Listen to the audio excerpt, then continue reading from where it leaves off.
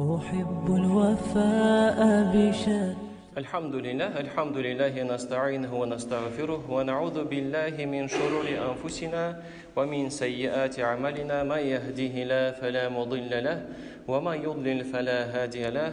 أشهد أن لا إله إلا الله وأشهد أن محمدا عبده ورسوله. أما بعد. Allah subhanahu wa ta'ala Qur'an-ı Kerim'de "Euzu billahi mineşşeytanirracim. İnnallaha huvar-razzaqu zul kuvvetil metin." Hakta Allah subhanahu wa ta'ala rızık berişi. Anarda hakiki kuvvet. 51. sure 58. ayet. Ve indehu mafatihul gaybi la ya'lemuha illa hu ve ya'lemu ma fil berri vel bahri ve ma tasqutu min varaqatin illa ya'lemuha. Anarda gayb, yani bizge aşık bulmağan bilimge açışlardır. Anardan başka ol bilimni bir kim de bilmey.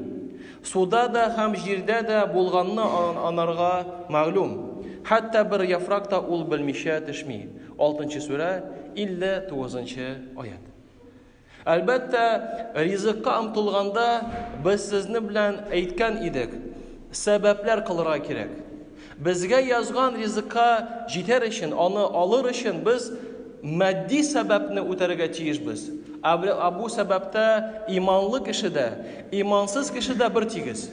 Hem elbette dini sebepler turunda etken idik. Bu dini sebeplerde elbette imanlı kişi üstün bulaşacak. Çünkü olalarını iman bilen hem bilip elbette işli. Şular arasında birinci bizden etkenik Allah'a tevekkül.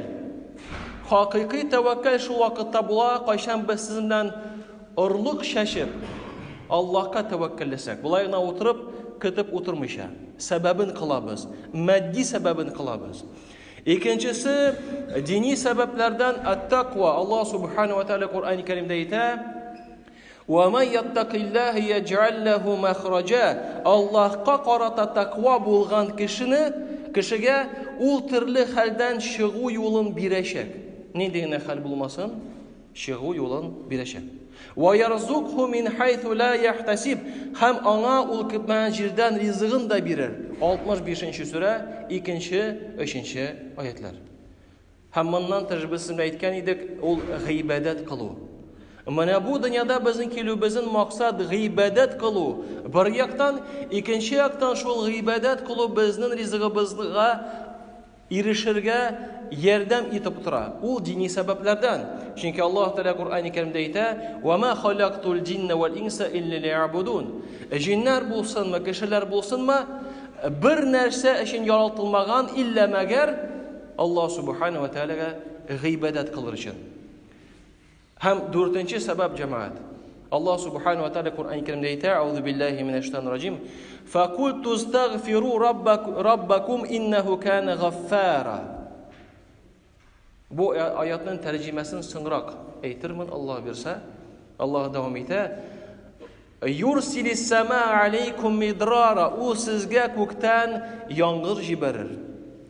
وَيُمْدِدْكُمْ بِأَمْوَالٍ وَبَنِينَ وَيَجْعَلْ لَكُمْ جَنَّاتٍ وَيَجْعَلْ لَكُمْ أَنْهَارًا.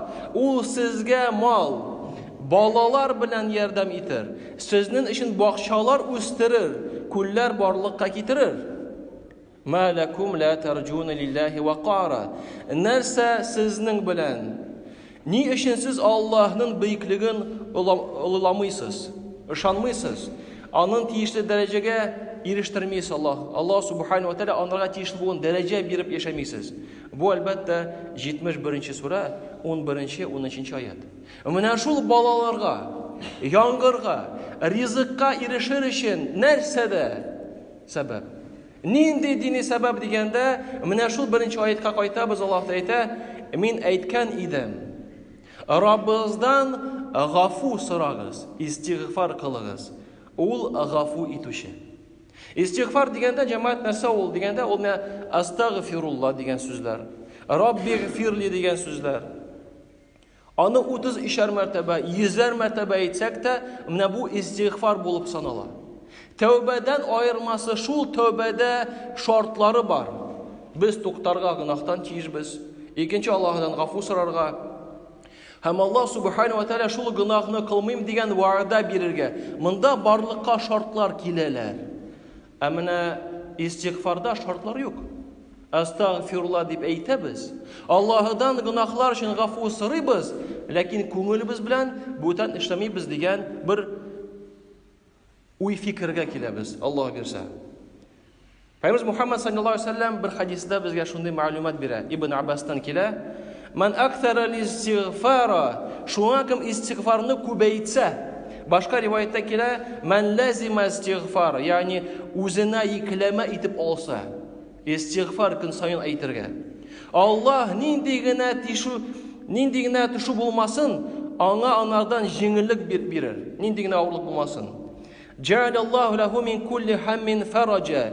Нинди генә күңел төшү булмасын, нинди генә проблема булмасын, Аллаһ Тәала анарга чыгу юлын бирәчәк. Ва разакаху мин хайсу ла яхтасиб. Һәм әлбәттә ул көтмәгән җирдән ризыгын да анарга бирәчәк. Менә бу хадис җәмәгать силсиләсе аның заиф, ләкин мәгънәсе өстә элек беренче әйткән аятка туры килә. Мин әйткән идем, Раббыгыздан гафу сорагыз, истигъфар кылыгыз. Ул гафу итүче, ул сезгә күктән яңгыр җибәрер, ул сезгә мал, балалар белән ярдәм итер, сезнең өчен бакчалар үстер, күлләр барлыкка китерер. Мал, ризык истигъфарның нәтиҗәсе булырга мөмкин җәмәгать. Әлбәттә, дөньяви сәбәп кылырга кирәк. Әнием авырып китте, әтим авырып китте, балам авырып китте, эшемдә проблема бар, мондый мәшәкать, тегендий мәшәкать, сәбәп кыласын, матди сәбәп кыласын, ул мәшәкатьне юкка чыгарыр өчен, ләкин моннан тыш дини сәбәптә кыл, истигъфар кыл. Бер вакытны бер галим янына килеп, кешеләр төрле сораулар белән мураҗаат иткән иделәр. Менә монда ничек булырга, монда ничек булырга? Бу даими рәвештә истигъфар кыл дигән җавап кайтара торган булган. Соңында моннан сорыйлар: "Син ни өчен дигел бөтен кешегә истигъфар кылырга дип әйтәсең?" Әйтә: "Мин моннан да яхшырак нәрсә белмим" ди. Моннан да яхшырак нәрсә белмим. Чөнки Аллаһ субхана ва тааля Куръан-ы Кәримдә истигъфар кылуны ризык белән бәйли. Шуңа күрә без Аллаһка мухтаҗ. Аллаһ субхана ва тааля Куръан-ы Кәримдә әйтә: "Аузу биллаһи минәш шайтанир раҗим. Я аyyuhan-насу антумул фуқарау иля Аллаһи". И кешеләр, сез Аллаһка мухтаҗ. Аллаһ исә ул бай. 35-нче сура, 15-нче аят. И яша юзһибукум ва яти би халикин җадид. Әгәр дә без Аллаһка мураҗаат итмәсәк, әгәр дә без Аллаһка ышанып яшәмәсәк, Аллаһ субхана ва тааля Куръан-ы Кәримдә әйтә: "Әгәр ул теләсә" ди Аллаһ субхана ва тааля, "Сезне юкка чыгарып, яңа мәхлукларны алып килер". 35-нче сура, 16-нчы аят. Шуңа күрә җәмәгать, әлбәттә, матди сәбәп кылырга кирәк, ләкин рухи сәбәп тә онытмаска кирәк. Чөнки нәтиҗә Аллаһ субхана ва тааля кулында. Нинди нәтиҗә булыр микән? Аның кулында. Шуңа күрә дини сәбәптә кылсак, Аллаһ бирсә, хәерле нәтиҗәгә ирешербез, Аллаһ бирсә үзебез дә, һәм балаларыбыз да шуны өйрәтсәк, балалар да даими рәвештә хәерле нәтиҗәгә килә торган булырлар, иншааллах. Субханака Аллаһумма бихамдик, ла илаха илля анта, астагфирука ва атубу илейк. Валлаһу فأهل الوفاء كلو